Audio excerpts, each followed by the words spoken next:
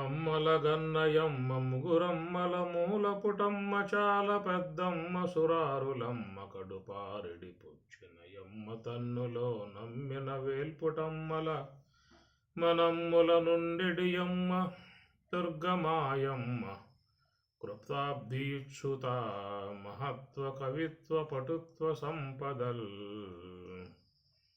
सर्वमंगलमांगल्ये शिवे सर्वार्धसाधके शरण्ये त्र्यंबके गौरी नारायणि नमोस्तुते नारायणि नमोस्तुते नेडे शुक्रवारमु नेलतलाला కూడిమి సేవ చేయరే పునుగు కాపు నేడే శుక్రవారము నెలతలాల పన్నీటి కాలువలు పారీని చూడరే అన్నిటా కొండ వంటి శ్రీహరి మీదను పన్నీటి కాలువలు పారీని చూడరే అన్నిటా కొండ వంటి శ్రీహరి మీదను ఎన్ననభిషేక మంత్రాలివి చెప్పిరు వినవే తిన్నని పునుగు కాపు దేవునికి నేడు శుక్రవారము నెలతలాల కూడిమి సేవ చేయరే పునుగు కాపు నేడే శుక్రవారము నెలతలాల రాలీని కప్పుర రజనిదే చూడరే నీలి మేఘము వంటి నీ నీరజాక్షుపై రాలీని కప్పుర రజనిదే చూడరే నీలి మేఘము వంటి నీ నీరజాక్షుపై తాలిమితో జాలువారే తటుపునుగు ఇది కోరే తాలిమితో జాలువారే తటుపునుగు ఇది కోరే పోలింప పునుగు కాపు పురుషోత్తమునికి నేడే శుక్రవారము నెలతలాల కూడిమి సేవ చేయరే పునుగు కాపు నేడే శుక్రవారము నెలతలాల అలమేలు మంగతోటి ఆరాలు సేవించరే వెలయగరించెను శ్రీ వెంకటేశుడు అలమేలు మంగతోటి ఆరాలు సేవించరే విలయగరించెను శ్రీ వెంకటేశుడు పలు విందులు ఆరగించే భాగాలనీయరే పలు విందులు ఆరగించే భాగాలనీయరే చెలగి పునుగు కాపు శేషాద్రిపతికి నేడే శుక్రవారము నెలతలాల కూడిమి సేవ చేయరే పునుగు కాపు నేడే శుక్రవారము నెలతలాల నేడే శుక్రవారము నెలతలాల.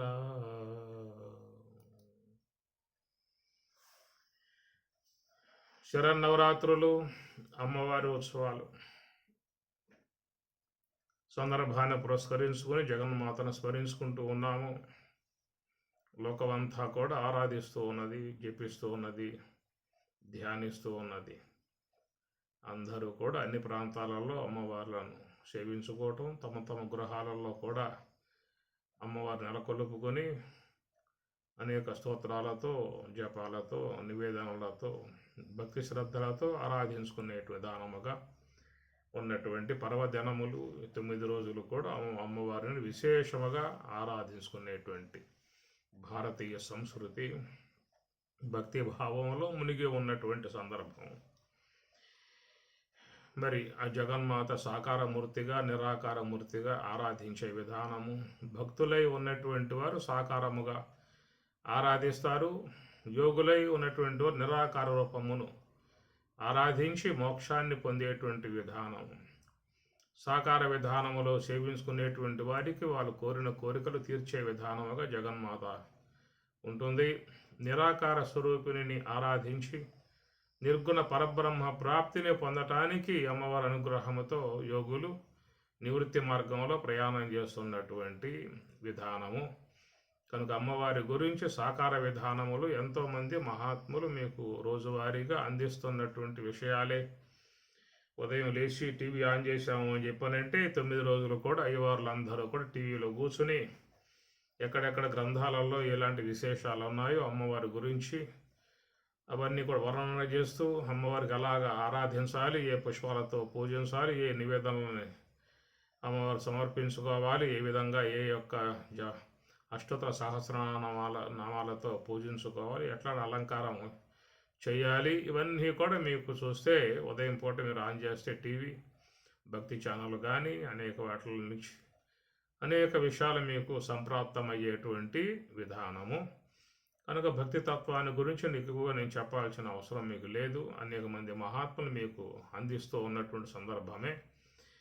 అయితే ఈ 9 రోజులు అమ్మవారి యొక్క మరి ఉన్నటువంటి విశేష స్వరూపాల గురించి ఏదైనా పారమార్థిక అంశముగా మనం వాటిలను అధ్యయనం చేసేటువంటి యొక్క ప్రయత్నం ముఖ్యంగా చేద్దాము. మరిన్ని తొలి అవతారముగా బాలా త్రిపుర సుందరిగా శైలరాజపుత్రికగా సేవించేటువంటి విధానము. అయితే అమ్మవారు ఎందువల్ల ఆవిర్భావం అయ్యింది, ఆ ఆవిర్భావం కావడానికి గల కారణాలు ఏమిటనే విషయమే నిన్న మనం ముచ్చరించుకోవడం జరిగింది. మహిషాసురుడు అనేటువంటి అతడు తపస్సు చేసి లోకాలను బాధిస్తూ ఉంటే వేధిస్తూ ఉంటే దేవలోకంపై దండయాత్ర చేసేవాడు. దేవతలను కూడా మరి ఆ విధంగా పీడిస్తూ ఉన్నప్పుడు దేవతల అందరి యొక్క శక్తులు దారపోయగా వాటి నుంచి ఆవిర్భావం అనేటువంటి ఒక స్వరూపమే అమ్మవారుగా నిన్న మనం చెప్పుకున్నాం. అట్టి అంశాన్ని కూడా మనం పారమార్థికముగా కూడా చెప్పుకోవాల్సి ఉంటుంది. అది ఒక రోజున ఆ విషయాన్ని గురించి విశేషముగా చెప్పుకునే ప్రయత్నం చేద్దాం. దేవతలు ఏ ప్రకారంగా వారి వారి శక్తులను దారపోసి అందరి యొక్క ఆయుధాలు అమ్మవారికి సమర్పించి మహిషాసురుణ్ణి సంహరించటానికి అందరూ కూడా అమ్మగారిని స్తోత్రం చేసి అమ్మవారిని కొనియాడి మరి ఆ ప్రకారంగా రాక్షస సంహారం చేసేట్లుగా దేవతలందరూ కూడా ప్రార్థించగా అమ్మగారు వెళ్ళి మహిషాసురును సంహరించే విధానం అంతా వస్తుంది. పారమార్థికంగా అంశాలను చెప్పుకోవాల్సి ఉంటుంది. ఈ విధముగా మహిషాసురును సంహరించే విధానములో 9 రోజులు యుద్ధం చేసినట్లుగా ఆ 9 రోజులు కూడా ఒక్కొక్క అవతార విధానముగా అమ్మవారు ఉండి యుద్ధం చేసినట్లుగా కొలుసుకునేటువంటి విధానము. దీంట్లో మరి బాలా త్రిపుర సుందరి అమ్మవారు అని చెప్పని, శైలరాజపుత్రికగా అని చెప్పని సేవించుకునేటువంటి విధానము. ఉపాసనలో చేరి ఉండేటువంటిది అంతరార్థాలు, జ్ఞానపరంగా ఉండేటువంటి అంశములు మానవులకు జ్ఞానతత్వాన్ని ప్రబోధింపజేయటానికి సాకార అంశాలను మన ముందు వాళ్ళు ఆవిష్కరింపజేస్తారు. ఈ సాకారాన్ని అనుసరించి మన నిరాకార తత్వంలోకి పోయి మోక్షాన్ని పొందాలనేటువంటిది మహాత్ముల యొక్క భావన. అందుచేత అమ్మవారి యొక్క స్వరూపం చూసినట్లయితే బాలా త్రిపుర సుందరి అని చెప్పని శైలరాజపుత్రికగా మొదటి అవతారముగా సేవించుకునేటువంటి విధానము. ఇక్కడ జగన్మాత అనేటువంటి విషయం చూసినట్లయితే ఆమె జ్ఞానస్వరూపిణి, మోక్షదాయిని, శుద్ధ సాత్విక బ్రహ్మాకార వృత్తి స్వరూపిణి అనేటువంటి విధానముగా మనలో అంతరార్థముగా చూసినట్లయితే ఆ స్వరూపిణి శుద్ధ సాత్వికమై ఉన్నటువంటి స్వరూపిణిగా, అమ్మవారిని విద్యా స్వరూపిణిగా కూడా జ్ఞానులు ఆమె వారిని భావిస్తూ ఉన్నటువంటి విధానము. విద్యా స్వరూపం అన్నమాట. విద్య అంటే శుద్ధ సాత్విక బ్రహ్మాకార వృత్తి. ఆమె యోగులకు మాత్రమే దర్శనం ఇచ్చేటువంటిదిగా ఉంటుంది, సామాన్యులకు తెలియబడేటువంటి విధానం కాదు. అందుచేత అది ఓంకార స్వరూపిణి అమ్మవారు. ఓంకారము సమస్త విశ్వ జగత్తుకి ఆధారమై ఉన్నటువంటి స్వరూపం ఓంకార తత్వము. ఆ ఓంకార తత్వమే ప్రణవ స్వరూపమే అమ్మవారు. మరి ఈ ప్రకారంగా చూసినట్లయితే విశ్వవ్యాపకముగా కలిగి ఉన్నటువంటి యొక్క మహత్తర శక్తి, సమస్త విశ్వమును ధరించినటువంటి యొక్క శక్తి, నామరూపాత్మకమై గోచరించేటువంటి సమస్త ఆకారాలను కూడా ధరించి వ్యవహరింపజేసేటువంటి మూల శక్తి అని చెప్పి అన్నారు. స్త్రీమూల శక్తి అనదగు అన్నట్లుగా అది మూల శక్తిగా, ఆది పరాశక్తిగా చెప్పేటువంటి విధానం. ఆది అంటే మొట్టమొదట, పరా అంటే శ్రేష్టమైన శక్తి. అది విశ్వవ్యాపకమై ఉన్నటువంటి శక్తి అని చెప్పేసి అని, అది బ్రహ్మమునకు అవిభాజ్యమై ఉన్నటువంటి శక్తి. బ్రహ్మమునకు అవిభాజ్యమై ఉన్నటువంటి శక్తి కనుక శక్తి చేతనములు రెండూ కూడా అవిభాజ్యముగా మనకి చూపిస్తారు.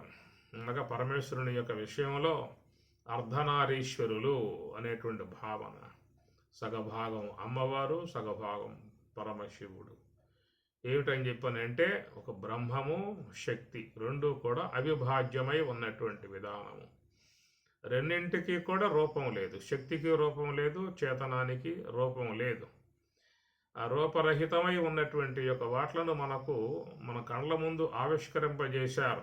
ఎందుకంటే అర్థం చేసుకోవటానికి ఈ విధముగా మనకు మహాత్ములు ఇట్లాగా శక్తి చేతనములు అవిభాజ్యముగా ఉన్నాయనేటువంటి విషయాన్ని మన సామాన్యులై ఉన్నటువంటి వారికి కూడా కొంతవరకు అవగాహన కావటానికి ఆ విధంగా చూపించిన విధానము.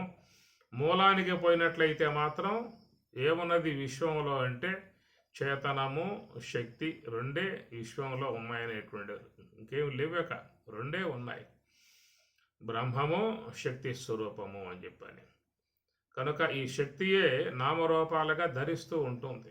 చేతనాశ్రయంలో ఉన్నటువంటి ఆ శక్తి లోకములో ఈ నామరూపాలుగా అమ్మవారే జగదాకారముగా గోచరిస్తున్నటువంటి విధానం. దాన్ని మాయాశక్తి అని చెప్పని కూడా చెప్తారు.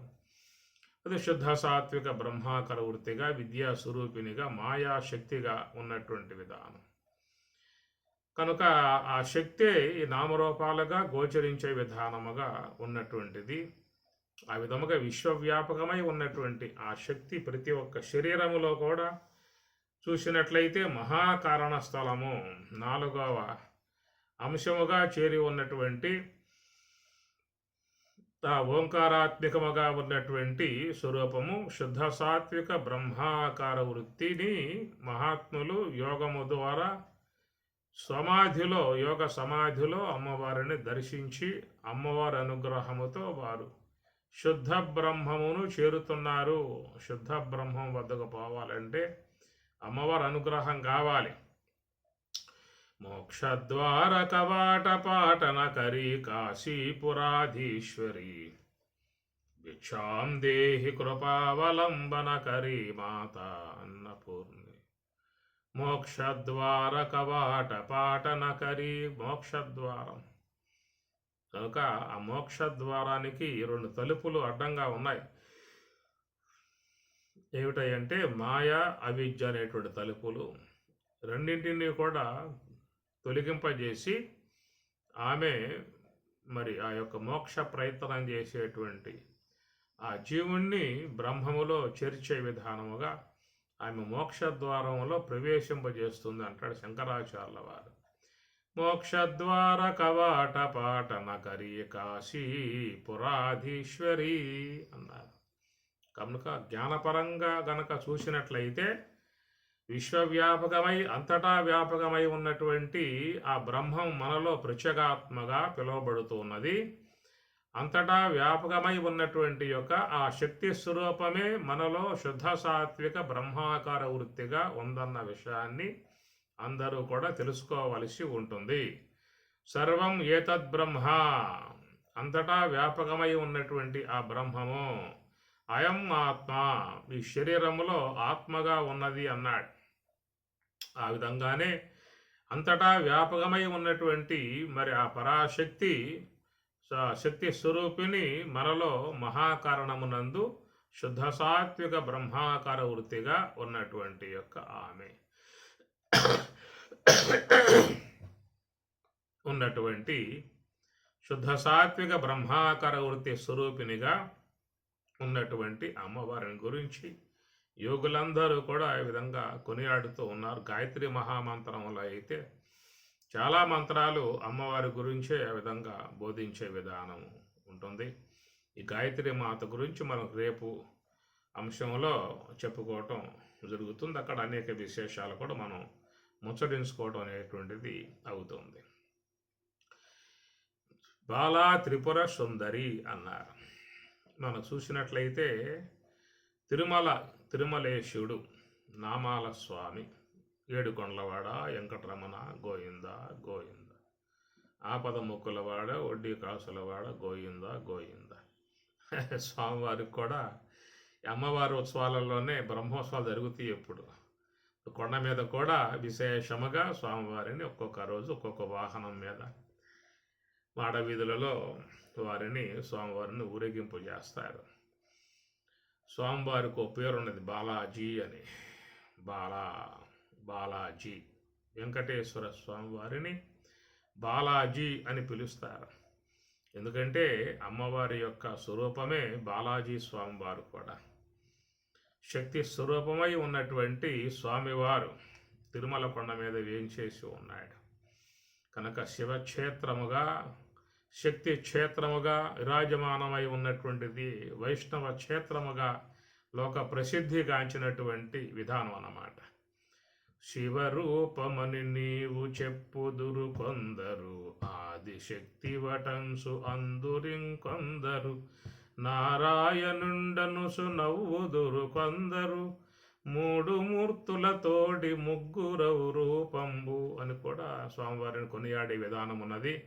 ఆయనే శక్తి స్వరూపము, ఆయనే శివస్వరూపము, ఆయనే విష్ణు స్వరూపముగా మరి విరాజమానం ఉన్నటువంటి యొక్క క్షేత్రం కాబట్టి మరి అక్కడ బ్రహ్మోత్సవాలు కూడా మీకు ఈ 9 రోజులు విశేషంగా జరుగుతాయి. స్వామివారిని కూడా బాలాజీగా వారిని కొనియాడుతున్నటువంటి విధానము, దాంట్లో ఉన్నటువంటి పారమార్థిక అంశాలు, అంతరార్థముగా ఉన్న అంశాలు భక్తులు అంతలెక్క ప్రయాణం చేయరు. సాధారణంగా ఒక భక్తి భావనగా ఉన్నటువంటి వారు 2 చేతులు ముకులించి, 2 కన్నులు ముకులించి, 2 చేతులు జోడించి, 2 కన్నులు ముకులించి భక్తిభావంతో వినమ్రులై నమస్కారం చేసుకోవటమే తప్ప మరి అక్కడ ఉన్నటువంటి విశేషమై ఉన్నటువంటి జ్ఞానపరమై ఉన్నటువంటి అంశాల స్థాయికి భక్తులు సాధారణంగా ప్రయాణం చేయరు. ఒక జిజ్ఞాస కలిగి ఉన్నటువంటి వారు మాత్రమే, ముముక్షత్వం కలిగి ఉన్నటువంటి వారు మాత్రమే, యోగ మార్గంలో ప్రయాణం చేసే వాళ్ళు మాత్రమే ఆ మూలతత్వం దాకా ప్రయాణం చేసే విధానంగా వాళ్ళు విచారణ చేసుకుంటారు. అందుచేత ఈ ప్రకారంగా అమ్మవారిని బాలా త్రిపుర సుందరి అన్నారు.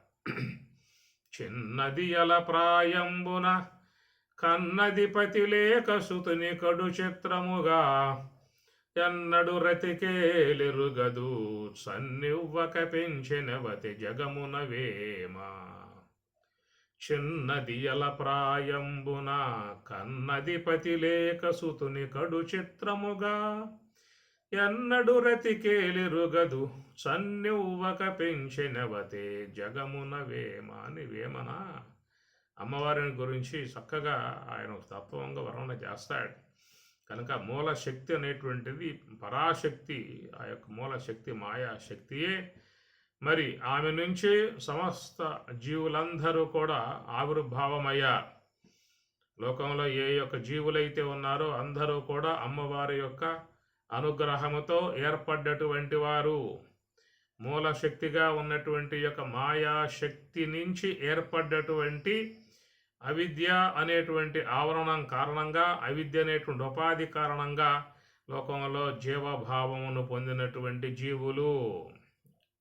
చిన్నది ఎల ప్రాయంబున కన్నది పతి లేక సుతుని కడు చిత్రముగా. ఎవరా సుతుడు అని చెప్పినట్టు జీవుడే. కనుక మాయా కార్యముగా ఏర్పడ్డటువంటి వాడే ఈ జీవుడు, అవిద్య ఉపాధిగా కలిగి ఉన్నటువంటి ఈ జీవుడు. కనుక ఈ జీవులందరూ కూడా అమ్మవారి బిడ్డలు అనేటువంటి భావన. ఈ ప్రకారంగా ఉన్నటువంటి ఏ జీవులైతే ఉన్నారో అందరికీ కూడా అమ్మవారు 3 పురములను ప్రసాదించింది. 3 పురములు ప్రసాదించింది. అవి మరి కారణదేహము అని, సూక్ష్మదేహము అని, స్థూలదేహం అనేటువంటి 3 పురములు ప్రసాదించగా ఆ 3 పురములతో లోన ఉన్నటువంటి జీవుడు సంబంధం కలిగి ఆయన రంజకముగా తన వ్యవహారం చేసుకుంటూ ఉన్నాడు.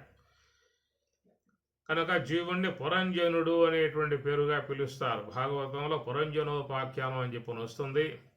కనుక పురంజనుడు ఆ పురములో ఉండి తనక రంజింపబడేటువంటి వాడు, సంతోషాన్ని పొందేటువంటి వాడుగా ఉన్నాడు. కనుక మరి ఈ 3 పురములు అనబడేటువంటి వాట్లకు చక్కటి ఒక మరి అనుబంధముగా, వాటికి చక్కటి ఒక ఆశ్రయ విధానముగా ఉన్నటువంటి స్వరూపుని త్రిపుర సుందరి అని అన్నారు.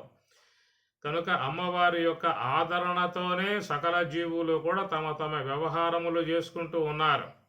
అయితే పరమశివుని యొక్క విషయంగా వచ్చినట్లయితే ఆయన గారి త్రిపురాసురుడు అనగా త్రిపురములను దగ్ధం చేసేటువంటి యొక్క త్రిపురాంతకుడుగా చెప్పేటువంటి మాట. ఆయన త్రిపురాంతకుడై పరమశివుడు ఉన్నాడు. త్రిపుర సుందరిగా అమ్మవారు ఉన్నది. కనుక అమ్మవారి యొక్క ఆశ్రయంలోనే సకల జీవులు కూడా 3 పురములలో పురంజనులై సంచరిస్తున్నటువంటి విధానము. ఈ రంజకత్వమంతయు కూడా అమ్మవారి అనుగ్రహం ద్వారా ఏర్పడేటువంటి విధానం. కనుక లోకంలో అందరూ కూడా ప్రవృత్తి మార్గంలో ఉన్నారు, నివృత్తి మార్గంలో లేరు. నివృత్తి మార్గంలో ఏ కొద్ది మంది మాత్రమో ఉన్నారంతే. మనుష్యానాం సహస్రేషు కశ్చిత్ యతతి సిద్ధయే. మనుష్యానాం సహస్రేషు ఏ కొద్ది మంది మాత్రమే మరి ఆ యొక్క నివృత్తి మార్గములో ఉన్నారు. నివృత్తి మార్గములో ఉన్నటువంటి వారికి మాత్రం పరమశివుడు త్రిపుర హరుడై ఆయన గారు మోక్షాన్ని ప్రసాదించేదిగా ఉంటుంది. కనుక ఆయన చేసే కార్యం అది. త్రిపురాలని నాశనం చేస్తాడు. త్రిపుర హరుడుగా, హరించేవాడుగా అయి వాళ్ళని మోక్షంలోకి చేర్చే విధానం అవుతుంది. అయితే అమ్మవారు ఇక్కడ త్రిపుర సుందరిగా 3 పురాలను కూడా ఆమె గారు రక్షిస్తూ ఉన్నది. ఆమె యొక్క ఆశ్రయంలోనే ఈ 3 కూడా ఉన్నాయి. ఎందుకంటే మరి శుద్ధ సాత్విక బ్రహ్మాకార వృత్తిగా ఉన్నటువంటి మాయాశక్తిగా ఉన్నటువంటి ఆమె యొక్క అంశమే అవిద్య అనేటువంటి యొక్క స్వరూపము. అవిద్య అనే ఉపాధిని అనుసరించే ఈ జీవత్వం అనేటువంటిది ఏర్పడింది. కాబట్టి ఆ మాయలోని మలినాంశమే, ఆ మాయ నుంచి ఏర్పడ్డటువంటి యొక్క అంశముగా అవిద్యగా చెప్పేటువంటిది. కనుక అవిద్యను పట్టే ఇక్కడ జీవత్వం అనేటువంటిది ఏర్పడింది ప్రధానంగా. కనుక మాయ యొక్క అంశముగా, అంశములో భాగమే అవిద్య అని చెప్పని, అవిద్య యొక్క అంశముగా ఏర్పడ్డటువంటి అతడే జీవుడు. కనుక మాయాశక్తికి వీడి బిడ్డగా ఉన్నటువంటి విధానము. ఈ విధముగా ఏర్పడ్డటువంటి యొక్క మరి అవిద్య ఉపాధిగా చేరి ఉన్నటువంటి ఏ యొక్క జీవుడు ఉన్నాడో అట్టి జీవునికి ఈ 2 పురములు కూడా ప్రసాదింపబడ్డాయి. అవిద్య అనేటువంటి ఉపాధిగా కలిగి ఉన్నటువంటి యొక్క జీవుడికి ఈ సూక్ష్మదేహము, స్థూలదేహము అనబడేటువంటి 2 పురములు అతనికి రంజకత్వముగా ఉన్నటువంటి విధానము. మరి ఈ యొక్క సూక్ష్మదేహము అని చెప్పనేటువంటిది అదొక పురం, అది కూడా పురమే. పురి శరీర శేతయితి పురుష అని చెప్పని. కాబట్టి పురము అని చెప్పనంటే నవద్వారే పురే దేహ అని చెప్పిన భగవద్గీత. ఈ ప్రకారముగా మరి పురము అంటే ఒక ఆశ్రయ నివాసముగా ఉండేటువంటి యొక్క భాగాన్ని పురము అని చెప్పని అంటారు. అందుచేత ఇక్కడ సూక్ష్మదేహం అనబడేటువంటి పురము, స్థూల దేహం అనబడేటువంటి పురము అన్నమాట. ఇక కారణదేహం అనేటువంటి సొంతముగా ఉన్నటువంటి పురం, దాంట్లో నివాసముగా ఉండేటువంటి విధానం. కాబట్టి త్రిపురములు అనేటువంటి విషయము ఇక్కడ చెప్పాలి తప్ప ఎక్కడా చెప్పే అవకాశాలు లేవు. మామూలుగా పురములు అని చెప్పన్నప్పుడు 2 చెప్పాల్సి వస్తుంది. అటు ఈశ్వరునికి, జీవునికి.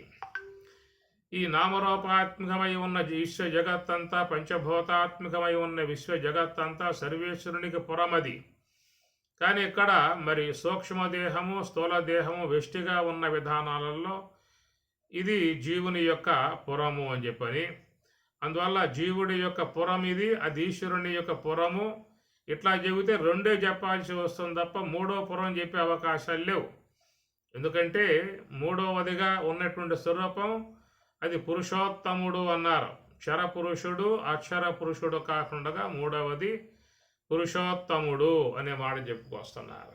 యస్మాక్షరం అతీతోహం అక్షరాదపిష ఉత్తమ అతోస్మి లోకే వేదేశ పురుష ప్రజిత పురుషోత్తమ క్షర పురుష అక్షర పురుష.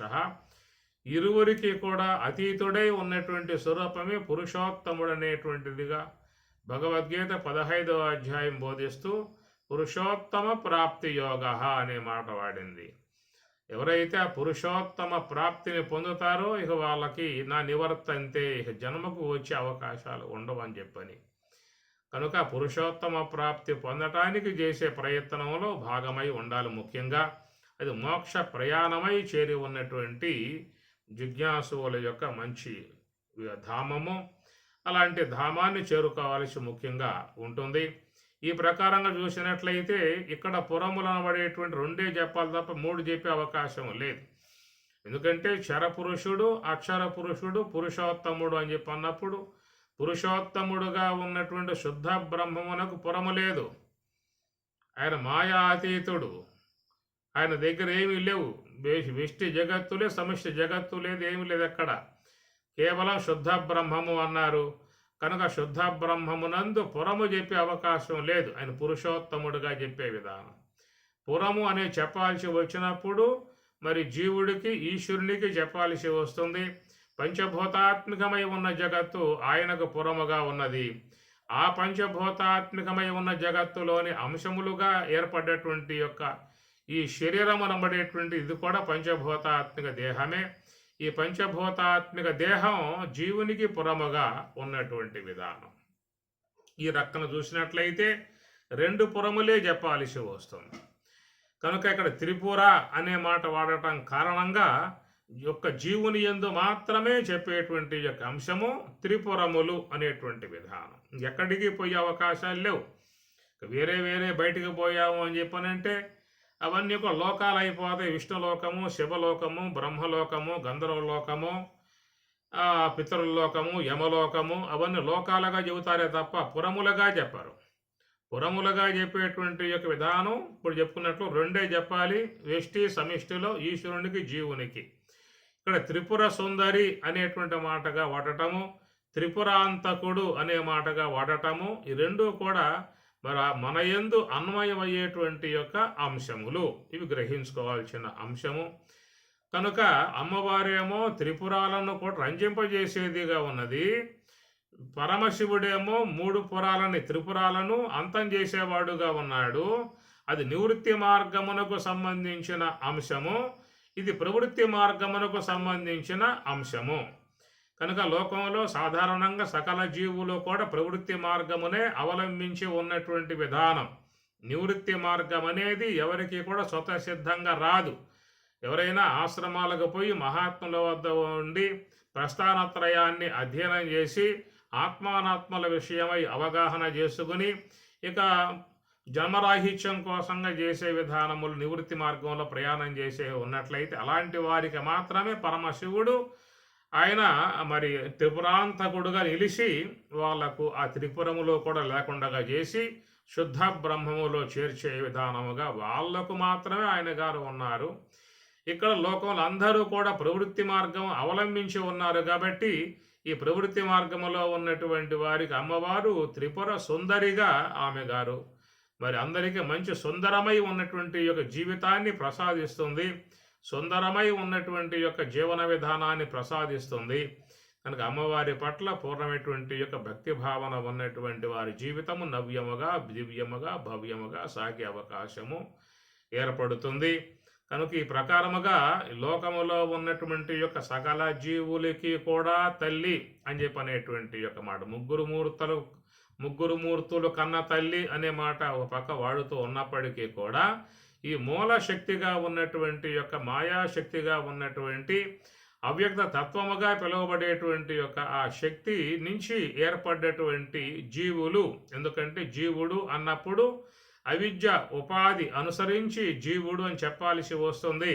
అవిద్య ఉపాధి లేకుండా జీవత్వం చెప్పే అవకాశం లేదు. కనుక జీవత్వం అనేటువంటిది స్థూల దేహాన్ని బట్టి ఏర్పడలా, సూక్ష్మ దేహాన్ని బట్టి ఏర్పడలేదు, కేవలం కారణదేహాన్ని బట్టి ఏర్పడింది ఈ జీవత్వము అనేటువంటిది. కారణదేహం లేకుండా మనం జీవత్వం చెప్పే అవకాశం లేదు. ఎందుకంటే జాగ్రత్త అవస్థలో స్థూల దేహం పనిచేస్తూ ఉన్నది, స్వప్నావస్థలో సూక్ష్మదేహం పనిచేస్తూ ఉన్నది.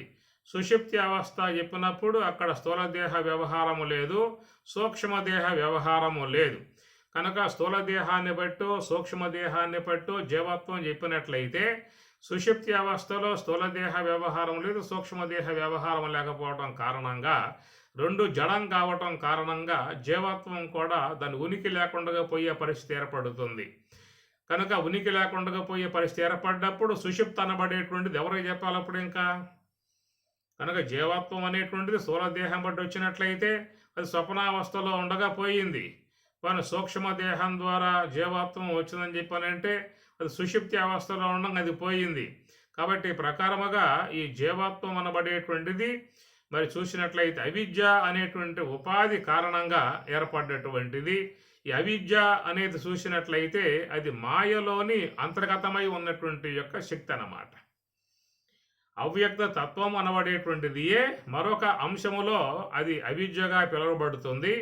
కనుక మాయాశక్తి యొక్క బిడ్డలుగా జీవులు ఎందుకు చెప్పటం అని చెప్పానంటే ఆ మాయలోని అంతర్గతమై ఉన్నటువంటి యొక్క శక్తి మరొకటి, అదే అవిద్య అనే పేరుగా చెప్పుకొచ్చారు. ఈ అవిద్యను బట్టే జీవుడు అనబడే విషయం వస్తుంది. మాయ అనేటువంటి యొక్క అంశాన్ని బట్టి, అమ్మవారి యొక్క ఆశ్రయాన్ని బట్టి ఆయనకు ఈశ్వరుడుగా పిలిచేటువంటి విధానము. అందుచేత ఈ ప్రకారముగా మరి సకల జీవులు కూడా అమ్మవారి అనుగ్రహముగా ఏర్పడ్డటువంటి జీవులు కాబట్టి అట్టి ఆ జీవులకు ప్రసాదింపబడ్డటువంటివే రెండు శరీరములు. ఏ యొక్క మాయా అంశములోని భాగముగా అవిద్యా ఉపాధి కారణంగా ఏ జీవత్వం ఏర్పడిందో అట్టి ఆ జీవత్వం ఏర్పడ్డటువంటి యొక్క జీవునికి అమ్మవారే తనలో ఉన్నటువంటి మూడు శక్తులు ఏమిటా అని చెప్పనంటే సాత్విక, రాజసిక, తామసిక అనబడేటువంటి మూడు శక్తులు కూడా మాయలో చేరి ఉన్నటువంటి అంతర్గతమై ఉన్న శక్తులు. దైవీ హేష గుణమయీ మమ మాయా అని పరమాత్మ అన్నాడు. దైవీ పేరుతో ఉన్నటువంటి గుణమయీ, అది గుణములతో చేరి ఉన్నటువంటి శక్తి మాయ అంటాడు. అందుచేత అవిద్య ఉన్నటువంటి యొక్క మూడు శక్తులకు సాత్విక, రాజసిక, తామసిక అనబడేటువంటి యొక్క వాటిని అనుసరించి ఏర్పడ్డటువంటివి మరి ఈ స్థూల దేహము, సూక్ష్మదేహము అనేటువంటి రెండు కూడా. తామసికాంశముతో ఏర్పడ్డటువంటిది స్థూల దేహం అయితే, సాత్వికాంశముతో రాజసికాంశముతో ఏర్పడ్డటువంటిది సూక్ష్మదేహము అని. కనుక ఈ రెండు శరీరములు కూడా జీవునికి అమ్మవారి ద్వారానే ప్రసాదింపబడ్డటువంటివి. వాటితో చేరి ఈ జీవుడు లోక వ్యవహారం అనేటువంటి చేసుకుంటూ ఉన్నాడు. కనుక జాగ్రత్త అవస్థ ఎందు ఉంటాడు, రంజింపబడుతూ ఉంటాడు, స్వప్నావస్థలో ఉంటాడు, రంజింపబడుతూ ఉంటాడు.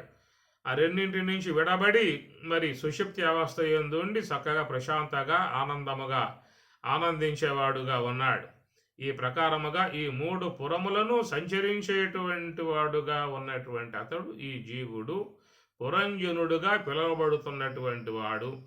కనుక వానికి అమ్మవారు రక్షణగా ఉన్నటువంటి విధానం. సకల జీవులకు రక్షణగా అమ్మవారి యొక్క ఆశ్రయంలోనే ఈ బిడ్డలందరూ కూడా, జీవులన్నీ కూడా ఉన్నాయి. కాబట్టి వాళ్ళని త్రిపుర సుందరి, త్రిపుర రంజని రంజింపజేస్తుంది, సుందరముగా వాళ్ళ జీవితాలను అందిస్తూ ఉన్నది.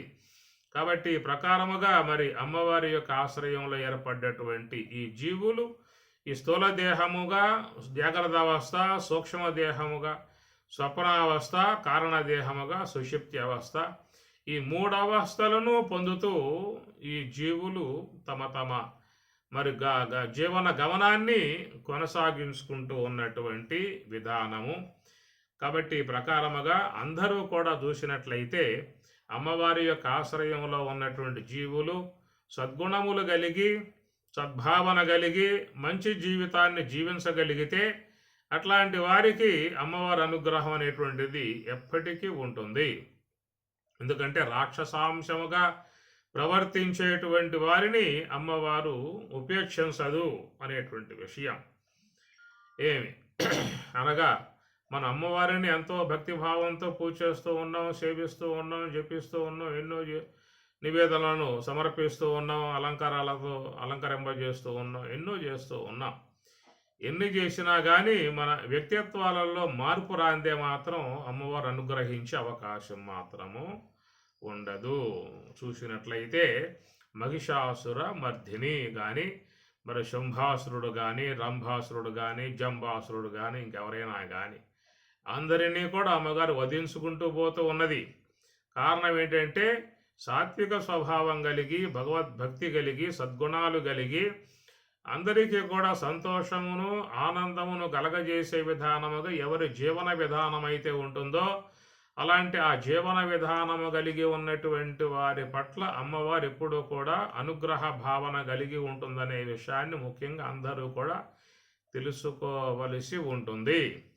కానీ అమ్మవారిని మాత్రం అనేకమైనటువంటి పుష్పాలతో, నివేదనలతో, అష్టోత్తరాలతో, సహస్రనామాలతో, అలంకారాలతో ఎన్నో విధాయకాలకు అలంకరింపజేసి పూజించి చేసిన విధానాల నుంచి, కానీ వ్యక్తిత్వంలో మార్పు లేకుండా ఇతర జీవుల్ని వేధిస్తూ, హింసిస్తూ, బాధిస్తూ, వాళ్ళను మానసికంగా రోదన చేస్తూ చేసేటువంటి విధానాలను అనుసరించి వాళ్ళ పట్ల అమ్మవారు అనుగ్రహముగా ఉంటుందనేటువంటి విషయం మాత్రం ఇది అందరూ కూడా మరి విచారించుకోవాల్సిన విధానము. ఎందుకంటే సకల జీవస్వరూపినిగా ఆమె ఉందనే విషయం చెప్పుకున్నాం ఇప్పుడు. ఎందుకంటే శుద్ధ బ్రహ్మ స్థాయి వేరు, ఇక్కడ మాయా సంబంధమై ఉన్నటువంటి శక్తి స్వరూపమై ఉన్న విధానం నుంచే సకల జీవులు ఏర్పడి ఉన్నాయి. కాబట్టి అన్ని జీవులు కూడా అమ్మవారి యొక్క అంశమే, అనగా మాయాశక్తి యొక్క అంశమే అనుసరించి ఏర్పడ్డటువంటి జీవులు. కాబట్టి ఆ జీవులను హింసించే విధానముగా చేసినట్లయితే వాళ్ళని అసురులుగా భావించే విధానము. కనుక ఏ ప్రాణికి కూడా ఇబ్బంది కలగజేయకూడదనేటువంటిది పరమార్థ సత్యము. కనుక అది ఏ యొక్క శాస్త్రము కూడా ఆ విషయాన్ని మీకు మరి చెప్పటం లేదు.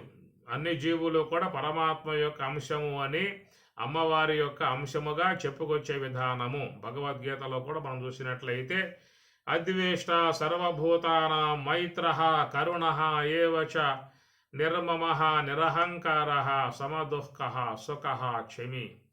స్వామివారు భక్తి లక్షణాలు చెప్పుకొస్తూ లోకంలో భక్తులై ఉన్నటువంటి వారు, భక్తి మార్గంలో పయనించేటువంటి వారు, వారు అమ్మవారు భక్తులై ఉండవచ్చు, స్వామివారు భక్తులై ఉండవచ్చు. కాబట్టి ఏ భక్తులై ఉండవచ్చు, ఆంజనేయ స్వామి భక్తులై ఉండవచ్చు, లేకపోతే అయ్యప్ప స్వామి భక్తులై ఉండవచ్చు. ఎందుకంటే అన్ని రూపాలలో కూడా ఉన్నటువంటి భగవంతుడే అమ్మవారి ఆ విధంగా అన్ని రూపాలలో భాషిస్తూ ఉన్నది.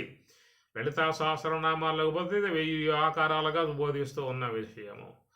ఇట్లాగా మరి అమ్మవారి యొక్క అన్ని ఆకారాలు ఆమెయే అనేటువంటి యొక్క భావన, అన్ని దేవతా స్వరూపాలు కూడా ఆమె అనేటువంటి భావన. కనుక ఎవరు ఏ యొక్క దేవత పట్ల భక్తి కలిగి ఉన్నప్పటికీ కూడా వారు మరి ఆ విధంగా ఉన్నటువంటి వాళ్ళు తమ వ్యక్తిత్వంలో పూర్తి మార్పు అనేటువంటిది రావటమే దేవతా అనుగ్రహానికి మరి కారణం అనేటువంటి యొక్క విషయం. ఎవరైతే జీవుల్ని వేధిస్తూ, బాధిస్తూ, హింసిస్తూ ఉన్నటువంటి వాళ్ళుగా ఉన్నారో వాళ్ళని రాక్షసులుగా ఇక్కడ చెప్పేటువంటి యొక్క అంశం. మీరు ఏదైనా తీసుకోండి, ఏ కథాంశం తీసుకున్నా కానీ ఇతరులని బాధించటం అనేటువంటి యొక్క అంశము కాడ రాక్షసులు అని చెప్పనే మాట చెప్పుకొచ్చారు. ఇతరులకు మేలు చేయటం, ఇతరులకు ఉపకారం చేయటం, ఇతరులందరినీ కూడా ప్రేమించటము, అన్ని జీవులను కూడా పరమాత్మ అంశగా భావించటము, ఇలాంటి కోణములో ప్రయాణం చేసేటువంటి వాళ్ళని దేవతలుగా భావించిన విధానం. ఎక్కడో వినివీధిలో, ఎక్కడో మనకంటే ఎక్కడో దూరములో, ఎక్కడెక్కడో దానవులు, రాక్షసులు, దేవతలు అనేటువంటి వాళ్ళు ఉన్నారు. మరి ఆ దానవులకు, దేవతలకు గొడవలు వస్తూ ఉంటాయి. ఆ విధంగా వచ్చినప్పుడు అమ్మవారు వచ్చి మరి దానవుల్ని సంహరించి దేవతలను కాపాడుతుందనే విషయాల మీద మన పురాణ భాగాలలో చెప్పుకుంటూ ఉన్నాము. కాబట్టి దానవులు, దేవతలు అంటే ఎక్కడో ఉన్నారనేటువంటి విషయం పక్కన పెట్టండి. ఈ దానవులు అనేటువంటి వాళ్ళు మనలోనే ఉన్నారు, ఈ దేవతలు అనబడేటువంటి వారు మనలోనే ఉన్నారు. కనుక సాత్విక లక్షణములు కలిగి, సాత్విక గుణములు కలిగి, భగవద్భక్తి కలిగి, అందరి పట్ల ప్రేమ భావన కలిగి సాత్విక స్వభావం కలిగి ఎలాంటి అపకారం లేకుండా మంచిగా సాత్విక భావంతో జీవించేటువంటి వాళ్ళు ఉన్నారు.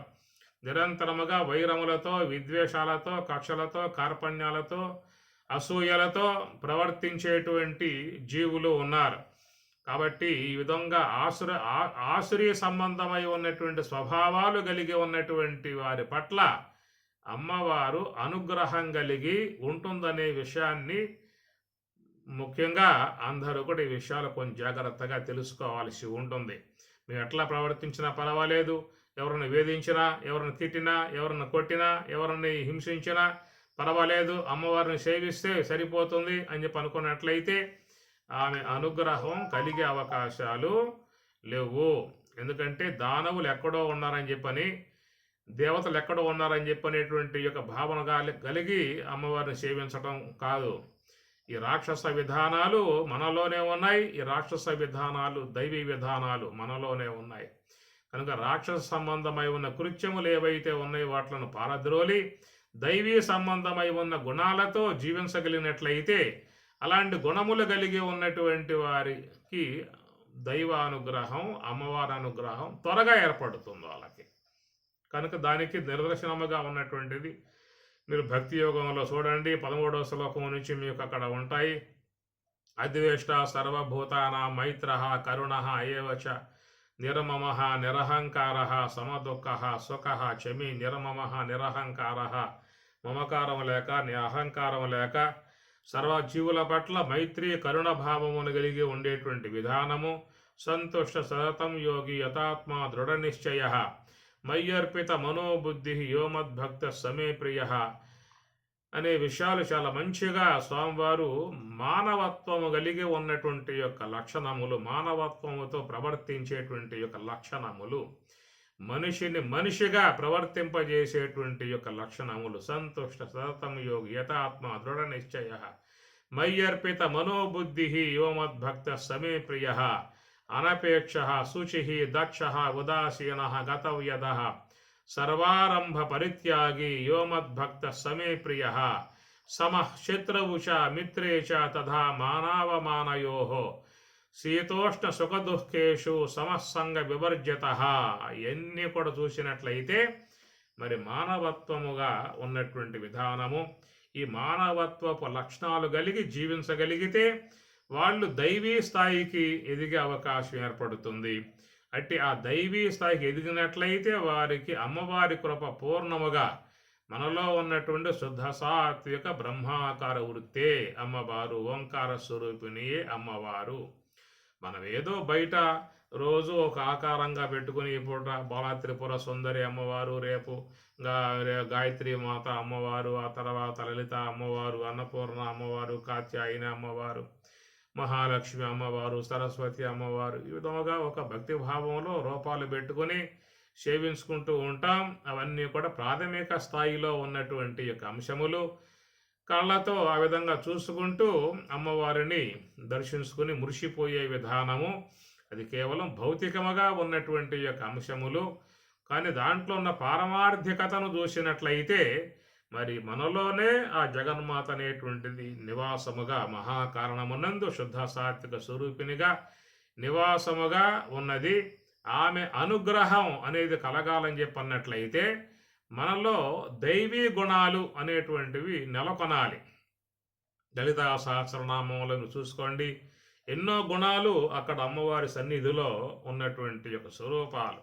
అమ్మవారికి సేవకులుగా, అమ్మవారిని సేవించేటువంటి దేవతలుగా ఎంతోమంది ఎట్లా చుట్టూ ఉన్నారో ఆ ప్రకారంగా మనలో కూడా మహాకారణ స్వరూపినిగా తురీయమునందు ఉన్నటువంటి యొక్క స్వరూపం, అది గమనించాల్సిన అంశం. అది మహాత్ములు ధ్యానము ద్వారా తురియ యోగ సమాధిని పొందినప్పుడు అక్కడ ఉన్నటువంటి శుద్ధ సాత్విక బ్రహ్మాకార వృత్తి, అదే మూలశక్తి, ఆది పరాశక్తి. ఆమె అనుగ్రహముతోనే వాళ్ళందరూ కూడా బ్రహ్మములో లీనం చెంది బ్రహ్మజ్ఞానులయ్యారు, తత్వజ్ఞానులయ్యారు, ఋషులయ్యారు. తత్వవేత్తలు, ఋషులు, యోగులు, జ్ఞానులు, విద్వసత్తములు, విదుషీమణులు, ఈ ప్రకారంగా పేరుగాంచి ఉన్న విధానం అంతా కూడా ఎలా కాగలిగారు వీరు అని చెప్పనే విషయం చూసినట్లయితే లోన ఉన్నటువంటి శుద్ధ సాత్విక స్వరూపిని దర్శించుకోవటం కారణముగా వారు ఆ దివ్యత్వమును ఆశ్రయించే వారు మహర్షి స్థాయికి వాళ్ళు పోగలిగారు. కాబట్టి బయట ఆరాధన అనేటువంటి అంశముతో ఆ స్థితిని పొందే అవకాశం లేదు. నువ్వు సహస్రనామాలతో అర్చించిన, ఇంకా లక్ష నామాలతో అర్చించిన, కోటి నామాలతో అర్చించిన, ఏవేవో కొన్ని కొన్ని రకరకాలైనటువంటి పిండి వంటలతో సేవించిన ఓ భక్తి భావనగా మిగిలిపోతావే తప్ప నీలో పరివర్తన సంబంధమై ఉన్నటువంటి యొక్క అంశము లోన ఉన్నటువంటి దేవతను ఆరాధించగలిగితే కలిగేటువంటి మార్పు అది పూర్ణముగా వచ్చే మార్పు, దివ్యమై ఉన్నటువంటి యొక్క మార్పు, భవ్యమై ఉన్నటువంటి మార్పు, అది మోక్షానికి చక్కటి రాజబాటగా ఉన్నటువంటి మార్పు. దాని ద్వారా జీవితమే ధన్యమవుతుంది, జీవితం చక్కగా పండిపోతుంది, పావనమవుతుంది. కనుక లోన ఉన్నటువంటి యొక్క శక్తి స్వరూపిణి అమ్మవారిని, జ్ఞాన స్వరూపిణి అమ్మవారిని అనేక మంది జ్ఞానులు యోగము ద్వారా, నివృత్తి మార్గము ద్వారా, యోగ సమాధి ద్వారా అక్కడ ఆరాధిస్తూ ఉన్నారు. మహాత్మానస్తు మాం పార్థ దైవీ ప్రకృతిం ఆశ్రితాః భజంతి అనన్యమనసః జ్ఞాత్వా భూతాదిం అవ్యయం అని పరమాత్మయే స్వయంగా చెప్పాడు. మనం చెప్పుకోవడం ఏముంది? మహాత్మానస్తు మాం పార్థ దైవీ ప్రకృతిం ఆశ్రితాః. మహాత్మానః తు మహాత్ములైతే దైవీ ప్రకృతిం ఆశ్రితాః. దైవీ అన్నారు, దేవతా సంబంధమై ఉన్న దైవీ అంటారు. అదే శుద్ధ సాత్విక ప్రకృతిగా యోగ సమాధిలో దర్శనమిచ్చేటువంటి యొక్క అమ్మవారిని, అమ్మవారి స్వరూపం అన్నమాట. అలాంటి యొక్క దానిని దర్శించినటువంటి యొక్క వాళ్ళే స్వామివారు ఇక్కడ మహాత్ములు అంటూ ఉన్నాడు. వాళ్ళే మహాత్ములు అన్నారు. కేవలం బాహ్యమునందు ఉండి అజ్ఞానములో మునిగిపోయి తామసిక సంస్కారాలతో, తామసిక గుణాలతో చేరి ఉన్నట్లయితే వారిని కూడా పరమాత్మ చెబుతూ ఉన్నాడు. మోఘాశ మోఘ కర్మాణః మోఘ జ్ఞాన విచేతసః రాక్షసీం ఆసురీం చైవ ప్రకృతిం మోహినీం శ్రుతాః. మోహినీం శ్రుతాః ప్రకృతి. కనుక తామసిక సంబంధమై ఉన్న లక్షణాలు, గుణాలు ఏవైతే ఉన్నాయో వాటిని ఆశ్రయించి లోకంలో జీవులు జీవిస్తూ ఉన్నారు. అలాంటి ఆ జీవుల పట్ల దైవము అనుగ్రహం కలిగి ఉంటుంది అనేటువంటి మాటగా శాస్త్రం చెప్పే విషయం కాదు. కనుక రాక్షస స్వభావం కలిగి ఉన్నటువంటి వారిని స్వామివారు కూడా వధిస్తాను అని చెప్పని అన్నాడు. ధర్మ సంస్థాపనార్థాయ సంభవామి, ఏర్పడుతూ ఉన్నాను.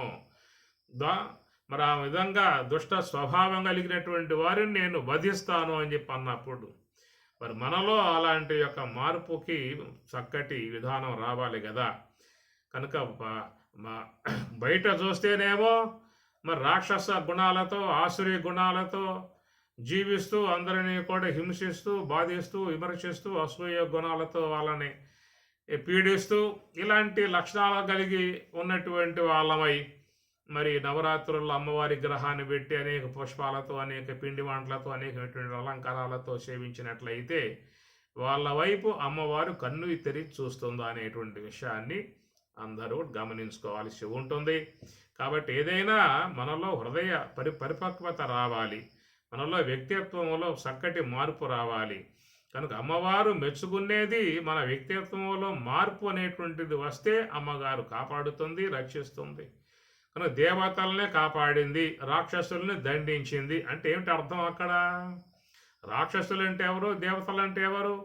లోకానికి ఉపకారం చేసే వాళ్ళని దేవతలు అంటారు, అందరిని ప్రేమించే వాళ్ళని దేవతలు అంటారు, ఉపకారం చేసే వాళ్ళని దేవతలు అంటారు, అందరి పట్ల దయాభావన కలిగి ఉండేటువంటి వాళ్ళని దేవతలు అంటారు. ఇతరుల మీద సాడీలు చెబుతూ, ఇతరులను విమర్శిస్తూ, ఇతరులను బాధిస్తూ, వేధిస్తూ, హింసిస్తూ ఉండే వాళ్ళు కూడా దేవతలేనా?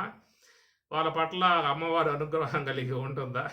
చెప్పండి. పరిపక్వత అనేది ముఖ్యంగా రావాలనేటువంటి యొక్క అంశము.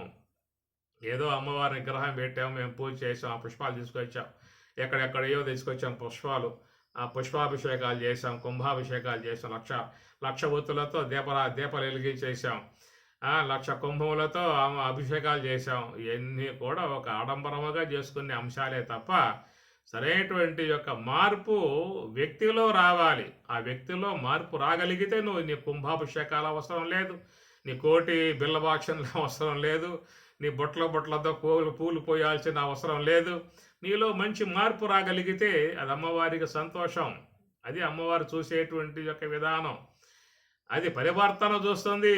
కాబట్టి ఎట్లా చేస్తున్నావో అని చూడడు, ఎట్లా చూస్తున్నాడు అమ్మవారు చూడదు. ఏ విధంగా చేస్తున్నావో భావగ్రాహి అమ్మవారు భావాన్ని చూస్తుందన్నమాట. ఇప్పుడు కృష్ణ పరమాత్మను భక్తి భావనతో సేవిస్తూ విదురుడు అరటి పండుగ బదులు పైన ఉన్నటువంటి ఆ భాగాన్ని అందిస్తే ఆయన కూడా దాన్ని స్వీకరించినట్లుగా మనకు భాగవతంలో చెప్పుకునే మాట, భక్తులు చెప్పుకునే మాట.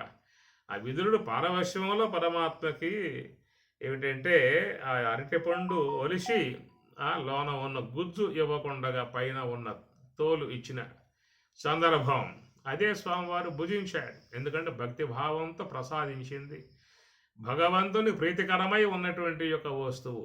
ఎట్లా ఏమిస్తున్నావో పరమాత్మ చూడడు, ఎట్లా ఇస్తున్నావో ఆయన చూస్తాడు.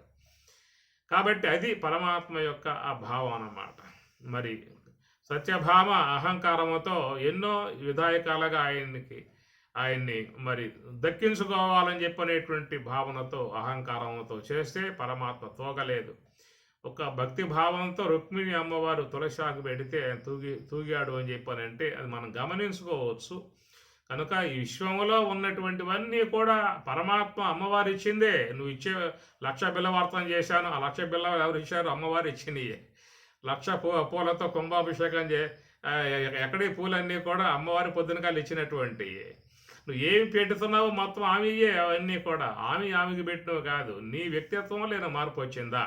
నీ స్వభావంలో మార్పు వచ్చిందా? నీ మనసులో మార్పు వచ్చిందా? నువ్వు అందరి పట్ల ప్రేమ భావన కలిగే ఉన్నావా? అందరి పట్ల దయాభావం కలిగే ఉన్నావా? సకల జీవులు పరమాత్మ స్వరూపం అని చెప్పని కదా. మమైవాంశో జీవలోకే జీవభూత సనాతన అని పరమాత్మ. మమైవాంశ జీవ ఏమి జీవో దేవ సనాతన. జీవుడు సజీవముగా ఉన్నటువంటి జీవుడు. ఏమి కేవలం జడాత్మికమై ఉన్నటువంటి విగ్రహాలను పూజ చేస్తూ ఉన్నావు, పూలు పెడుతూ ఉన్నాం, నివేదనలు చేస్తున్నాం, అక్షోత్రాలు చేస్తున్నాం, సహస్రనామాలు చేస్తూ ఉన్నాం. సజీవముగా ఉన్నటువంటి దేవుడు, మాట్లాడుతున్నటువంటి దేవుడు, సమస్త లోకాలను చూస్తున్నటువంటి దేవుడు, లోన జీవరూపముగా ఉన్నటువంటి యొక్క ఆ జీవుణ్ణి బాధించే విధానముగా చేయటం అనేటువంటిది అమ్మవారికి నచ్చని వ్యవహారము. కాబట్టే మరి మహిషాసుర మర్ధిని అని చెప్పనంటే ఏమిటి? తామసిక స్వభావం ఉన్నది, వాళ్ళ రాక్షస స్వభావం ఉన్నది, ఇతర జీవుల్ని వేధించటం ఉన్నది, బాధించటం ఉన్నది. ఇలాంటి స్వభావములు కలిగి ఉన్నటువంటి వాడు కాబట్టే ఆమె వధించింది. మరి ఆ యొక్క ఉపకారం చేసేటువంటి దేవతలకు శుభాన్ని చేకూర్చిందనేటువంటి భావం చూసినట్లయితే వాడెవడో రాక్షసుడు, మహిషాసురుడు, దున్నపోతట వాడిని సంహరించింది అమ్మవారు. కాబట్టి మేమంతా పండగ చేసుకుంటూ ఉన్నాం అని చెప్పని కాదు. అసలు ఆ మహిషాసురుడు నీలో ఉన్నాడు లేదో చూసుకో ఒకసారి. వాడు ఎక్కడో ఉన్నట్లు విధానం కాదు. ఆ మహిషాసురుడు యొక్క ఆ స్వభావాలు మనలో ఏమన్నా ఉన్నాయా అని చూసుకున్నట్లయితే మనం కూడా అమ్మవారి చేత కాపాడబడతాము. లేకపోతే మనం కూడా అమ్మవారి యొక్క ఆగ్రహానికి గురై మరి అమ్మవారి అనుగ్రహానికి దూరం అయిపోతాం. ఆగ్రహానికి గురవుతాం, అనుగ్రహానికి దూరం అయిపోతాము. పరివర్తన చెందినటువంటి హృదయం కావాలి ముఖ్యంగా. అటు పరివర్తన చెందినటువంటి హృదయం గలవారిని అమ్మవారు చక్కగా అనుగ్రహించే విధానం అనేటువంటిది ఉంటుంది. ఇలాంటి విషయాలు కొన్ని మనం అధ్యయనం చేయాల్సి ఉంటుంది. గుడ్డిగా పోయి వ్యక్తిత్వంలో మార్పు అనేది లేకుండా మేము విశేషంగా చేసాం, బ్రహ్మాండంగా చేసాం, 1,00,000 రూపాయలు ఖర్చు పెట్టేసాం, అయ్యవార్లకి దక్షిణలు పెట్టాం, అందరికి భోజనాలు పెట్టాం, ఎక్కడెక్కడో పుష్పాలు మొత్తం పట్టుకొచ్చాం, ఎన్నెన్నో గొప్ప గొప్ప పదార్థాలు చేయించాం, ఆర్డర్ ఇచ్చాం, కేటగిరీ ఇచ్చాం, వాళ్ళందరూ పట్టుకొచ్చి పెట్టారు, అందరూ భోజనం చేశారు, బ్రహ్మాండంగా చేసాం, పొద్దున్న పేపర్లో టీవీల్లో ఇచ్చుకోవటం. ఇదంతా కూడా ఒక రకంగా ఒక భక్తి భావంతో జరిగేటువంటి ఒక ఆడంబరమే తప్ప అమ్మవారి అనుగ్రహానికి పాత్రలుగా అవుతామా కాదా అనేటువంటి విషయాన్ని చూసుకోవాల్సి ఉంటుందనేటువంటి విషయము. కాబట్టి ప్రకారముగా మరి ఈ పూట బాల త్రిపుర సుందరి అమ్మవారిని ఒక బాల చిన్న పాపగా కూర్చోబెట్టి అమ్మవారిని అలంకరింపజేసి ఆరాధించుకునే విధానం ఉంటుంది. కాబట్టి ప్రకారంగా చూసే మనలో ఉన్నటువంటి శుద్ధ సాత్విక బ్రహ్మాకార వృత్తి స్వరూపాన్ని వాళ్ళు బాల అన్నారు. దానికి కూడా వేమన చిన్నది ఎల ప్రాయంబున కన్నది పతి లేక సుతుని కడు చిత్రముగా. ఎవడో సుతుడు అంటే జీవుడు. ఆ సుతుడు జీవుడు. ఆ జీవులందరూ కూడా అమ్మవారి నుంచి, మాయాశక్తి నుంచి వెలువడ్డటువంటి జీవులు అని అర్థం. కాబట్టి ఆ ప్రకారముగా ఉన్నటువంటి ఆ జీవులందరూ కూడా ఈ 3 పురములతో చేరి తన వ్యవహారములు చేసుకుంటూ ఉన్నారు. ఈ 3 పురములు కూడా అమ్మవారి అధీనములోనే ఉన్నాయి. ఎందుకంటే స్థూల దేహము వ్యవహరిస్తుంది అంటే కారణం దాంట్లో శ్వాస ఉండబట్టి. ఆ శ్వాసయే మహాకారణ స్వరూపము యొక్క స్థూలాంశము. అట్లనే ఇంద్రియాత్మికమై ఉన్నటువంటి యొక్క సూక్ష్మ దేహం వ్యవహరిస్తుందని చెప్పినట్టే కారణం దాంట్లో ఉన్నటువంటి తెలివి. ఆ తెలివి అనేటువంటిది మహాకారణము యొక్క సూక్ష్మాంశము. ఈ ప్రకారముగా అమ్మవారు శుద్ధ సాత్విక బ్రహ్మాకార వృత్తిగా, మూల శక్తిగా, ఓంకార స్వరూపినిగా, అర్ధమాత్రగా ఉన్నటువంటి ఆ పరాశక్తి, ఆదిశక్తి యొక్క అంశగా ఉన్నటువంటి శ్వాసేమో ఈ దేహాలను రక్షిస్తూ ఉన్నది. తెలివేమో సూక్ష్మదేహాన్ని వ్యవహరింపజేస్తూ ఉన్నది. తర్వాత కారణదేహములో ఉన్నటువంటి జీవుణ్ణి రంజింపజేసే విధానముగా అమ్మవారు ఉన్నది. కాబట్టి ఈ త్రిపురాలను కూడా అమ్మవారి యొక్క ఆశ్రయం ద్వారా వ్యవహరింపబడుతూ ఉన్నాయి. కాబట్టి ఆమె త్రిపుర సుందరిగా పేరుగాంచి ఉన్నది. ఈ బహిర్గతముగా వ్యవహారముగా కలిగి ఉన్నటువంటి జీవులకు అమ్మ అనుగ్రహముతోనే ఉన్నటువంటి విధానము. ఒకవేళ మాకు ఈ త్రిపురములు వద్దు, ఈ జన్మలు వద్దు, ఈ భవసాగరం వద్దు, బయటికి పోయే విధానం వద్దు అని చెప్పి అనుకున్నట్లయితే వారు గురువు యొక్క ఆశ్రయములో, బ్రహ్మ విద్య యొక్క అధ్యయనములో సోహంభావధ్యాన ఉపదేశమును పొంది పరమశివుణ్ణి ఆశ్రయించినట్లయితే, మాయాపతిని ఆశ్రయించినట్లయితే మరి ఆయన ద్వారా ఈ త్రిపురములో కూడా అంతమొందింపజేసుకుని, అనగా స్థూల దేహము, సూక్ష్మదేహము, కారణదేహము ఆ యొక్క పరమశివుని యొక్క బాణాగ్నికి దగ్ధం చేయబడి తర్వాత ఆ జీవుడు బ్రహ్మములో చేరిపోయే విధానం ఏర్పడుతుంది. కాబట్టి ఆ మోక్ష విధానముగా పోయేటువంటి వారికేమో పరమశివుడు త్రిపురాంతకుడుగా ఉన్నాడు. కేవలం భౌతికముగా వ్యవహారములో ఉన్న ఈ జీవన విధానం కొనసాగించుకునేటువంటి వారికేమో అమ్మవారు వాళ్ళు రంజింపజేసేదిగా, సంతోషింపజేసేదిగా, ఆనందింపజేసేదిగా, వ్యవహార దశలో వాళ్ళకి చక్కటి అన్ని విధాయకాలుగా సహకరించేదిగా ఉన్నటువంటి త్రిపుర సుందరిగా ఉన్నటువంటి బాలా త్రిపుర సుందరి అమ్మవారు. ఆమెను మహాకారణమునందు యోగులు ఆరాధిస్తూ ఉన్నారు, సేవిస్తూ ఉన్నారు. అమ్మవారి అనుగ్రహానికి పాత్రులై చక్కటి దివ్యత్వమును పొంది వాళ్ళు తరిస్తూ ఉన్నటువంటి విధానము. అలాంటి ఆ శక్తి స్వరూపిణి బాలా త్రిపుర సుందరి అమ్మవారు అందరిని అనుగ్రహించి కాపాడి అందరికీ కూడా సుఖశాంతులు, బ్రహ్మజ్ఞానము, బ్రహ్మానంద ప్రాప్తిని ప్రసాదించి కాపాడునుగాక అని చెప్పని కోరుకుంటూ, ఓం సహనా భవతు సహనౌ భునక్తు సహ వీర్యం కరవావహై తేజస్వినావధీతమస్తు మా విద్విషావహై. ఓం శాంతి శాంతి శాంతి. హరి ఓం తత్సతు. శ్రీ గురుభ్యో నమః. హరి ఓం.